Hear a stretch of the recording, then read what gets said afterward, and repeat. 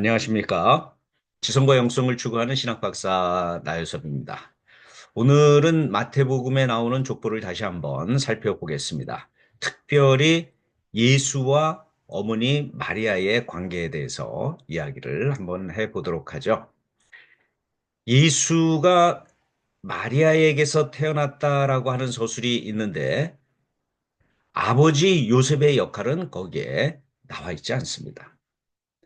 그럼에도 불구하고 요셉과 연관시켜서 예수를 다윗의 자손이다. 왕적인 메시아로서의 역할을 거기에 서술하려고 하는 것이 담겨져 있죠. 하지만 더 중요한 것은 사실은 육체적으로는 아버지 요셉과는 아무런 관계가 없습니다. 그저 그냥 마리아에게서 예수가 태어났다. 자, 마태복음 저자는 왜 이러한 이야기를 족보에 넣고 있을까요? 물론 앞에 네 명의 또 다른 여인들 다 성적으로 문제가 있는 여인들에 대해서 이야기하고 있죠. 라합도 들어가 있고요. 다말도 들어가 있고요. 또 바세바도 들어가 있고요.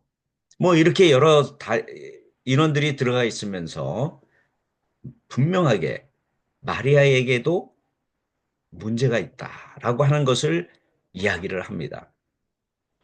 그런데 앞에 나오는 네 명의 그 어떤 육체적인 성적인 문제보다는 마리아는 영적인 면에서 성적으로 특별성이 있다라고 하는 것을 전하기 위해서 그런 것이죠. 왜 어머니 마리아만 언급을 할까요?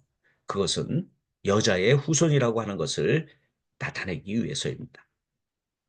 여자의 후손에 대한 이것을 한번 거슬러서 한번 생각을 해볼까요? 제일 먼저 기록된 것은 창세기 3장 15절입니다. 하나님이 뱀과 하와에게 이야기합니다. 뱀과 하와가 또 뱀의 후손과 여자의 후손이 또 여자의 후손이 뱀의 머리를 상하게 할 것이고 뱀은 여자의 후손의 발꿈치를 상하게 할 것이다. 이러면서 여자의 후손으로서 오는 메시아에 대해서 예언을 한 것이 있죠. 기원후 40년경 또는 50년경 아마도 50년경으로 여겨지는데 그때의 바울은 갈라디아서 4장 4절 5절에서 하나님이 자기의 아들을 여자에게 낳게 하시고 여기서 여자가 누군지 모릅니다. 아무튼 여자에게 낳게 하시고 이렇게 서술을 했는데 그것이 바로 창세기 3장 15절을 생각하고는 예수가 바로 예언된 여자의 후손이다. 라고 그렇게 규정을 했죠. 이것은 바울이 신학적으로 표현한 예수에 대하여 표현한 신학적인 표현이죠. 고백입니다. 그리고 나서 기원 후 70년경에 마가복음 저자는 바울의 이러한 신학을 받아서 예수의 어머니 마리아만 소개합니다. 물론 뭐 그의 형제와 누이에 대해서도 얘기하지만 아버지에 대해서는 일절 언급하지 않습니다.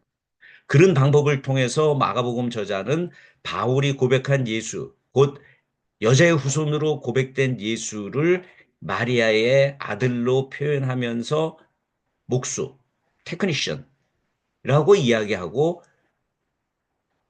여자의 후손으로 제시를 합니다.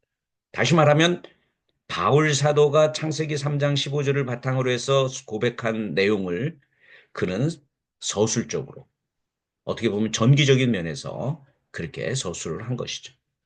그것을 받아서 마태복음 저자는 기원후 85년 또는 90년경에 아예 족보에다 예수의 어머니로와의 연관성만 이야기하고 아버지와의 연관성은 일절로 언급하지 않습니다.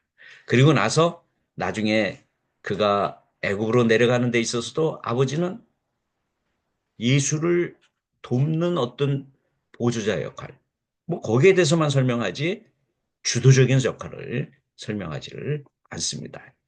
이러한 방법을 통해서 예수의 신분을 여자의 후손으로 소개하는 모습이 마태복음까지 이어지는 것이죠. 아마도 그래서 그런지 모르겠지만은 비슷한 시기에 쓰인 요한복음도 보면 예수가 자기의 어머니를 향하여 여자여 라고 그렇게 표현하는 것이 있습니다. 물론 뭐 나중에 수가성의 여인이나 또는 막달라 마리아를 통해서 향해서도 여자여라고 하는 단어를 쓰지만 가나의 혼인잔치와 십자가상에서 자기의 어머니를 향해서 여자여.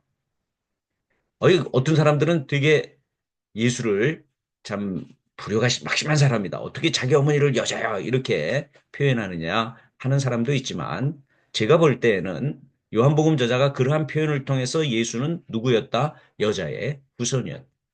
창세기 3장 15절에 예언되어 있는 여자의 후손으로서의 메시아다라고 하는 것을 전하려고 했던 것 같습니다. 아무튼 이렇게 신학적인 표현은 시대를 따라서 여러 가지 방법으로 발전, 표현이 되는 것입니다. 오늘도 우리가 믿는 그리스도 또는 메시아에 대해서 어떻게 고백을 해야 할 것인가 깊이 생각해 보라고 하는 가르침이 여기에 담겨져 있겠죠. 저는 아직 여자의 후손과 연관돼서 고백할 만한 그런 신학적인 고찰이나 또는 영적인 경험을 아직 갖고 있지 않습니다. 여러분들은 어떤지 모르겠습니다만 여러분들도 나름대로 한번 깊이 고민해 보시기 바랍니다. 그리고 여러분만의 신앙 고백이 나오기를 간절히 바랍니다. 오늘도 시청해 주셔서 대단히 감사합니다.